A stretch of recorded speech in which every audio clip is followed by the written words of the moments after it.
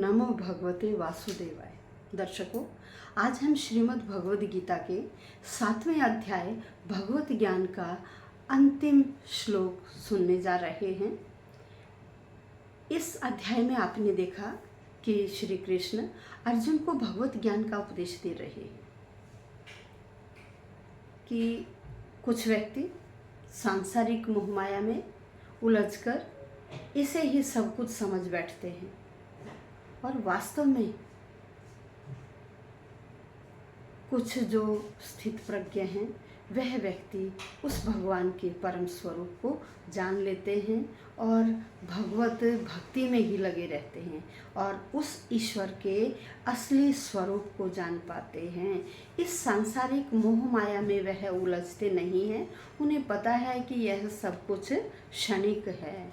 तो आइए आज हम श्लोक संख्या 30 का श्रवण करेंगे, जिसमें श्री कृष्ण कह रहे हैं कि जो व्यक्ति पूर्ण चेतना से मुझे यह समझ जाता है कि मैं ही सृष्टि का क्या हूँ, करता हूँ और मैं ही देवताओं का भी नियामक हूँ, जो भी चर और अचर, जड़ और चेतन वस्तुएं हैं वह सब मुझ में ही व्याप्त हैं और मुझसे ही यह सब प्रकट हुई हैं। जो व्यक्ति यह सारी चीज़ें समझ जाता है वह अंत में मेरे गोलोक अर्थात वृंदावन धाम को प्राप्त करता है। तो आइए श्लोक संख्या 30।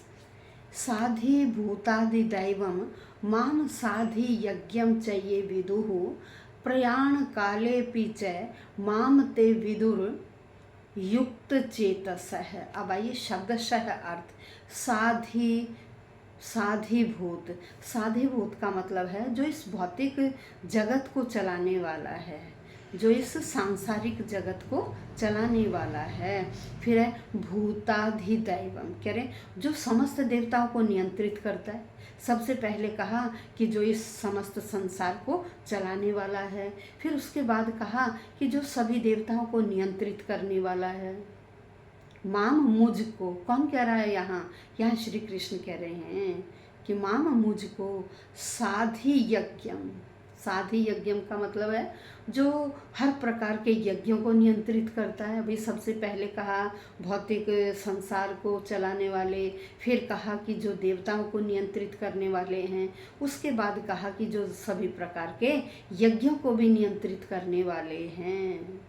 और ये जो व्यक्ति विदुः समझते हैं, किसको? मुझे। श्री कृष्ण कह रहे हैं कि ये इन तीनों को नियंत्रित करने वाला जो व्यक्ति मुझे समझता है, प्रयाण काले पे प्रयाण होता है मृत्यु के समय, प्रयाण काले पे मृत्यु के समय वह माम मुझको, कह रहे मृत्यु के समय वह मुझे प्राप्त होता है अर्थात मेरे लोक में पहुंच जाता है। ते वह व्यक्ति विदुः जो जानते हैं, युक्त चेतस है। चेतस का मतलब है मन। युक्त जिनका मन मेरे में लगा हुआ है वह व्यक्ति अंत में कहाँ पहुँच जाते? मेरे लोक को पहुँच जाते हैं।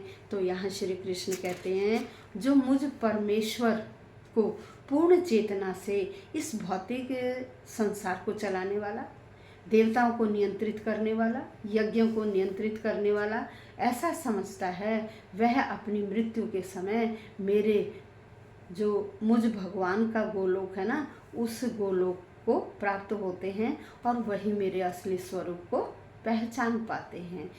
इस संसार में रहते हुए भी वह व्यक्ति मेरे असली स्वरूप को पहचान जाते हैं और वह जो भी कार्य करते हैं निष्काम भाव से करते हैं।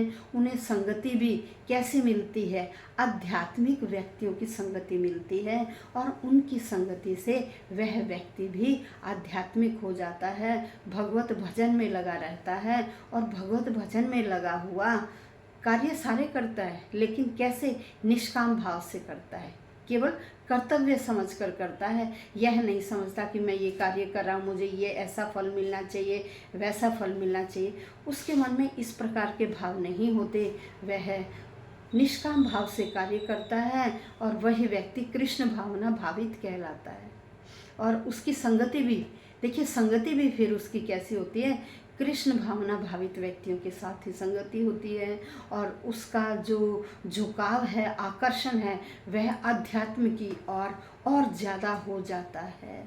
भगवत कृपा से वह कृष्ण को, उसे पता लग जाता है कि यह कृष्ण ही भगवान हैं, और वह कृष्ण को भगवान समझने लगता है। जितने भी देवी देवता हैं वह उस भगवान के ही अधीन है, भगवान ही उनको प्रेरणा देता है, और फिर वह देवी देवता, जो हम किसी भी देवी देवता को मानते हैं, तो वह देवी देवता उन्हीं की प्रेरणा से हमें फल प्रदान करते हैं।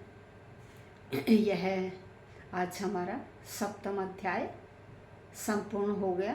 अब नेक्स्ट वीडियो में हम 8वां अध्याय शुरू करेंगे, जिसमें भगवत प्राप्ति के बारे में बताया गया। देखिए, अभी हमने 7वां अध्याय में भगवत ज्ञान के बारे में पढ़ा सुना, और जो 8वां अध्याय है वो भगवत प्राप्ति है कि हम भगवान को कैसे प्राप्त कर सकते हैं। तो धन्यवाद।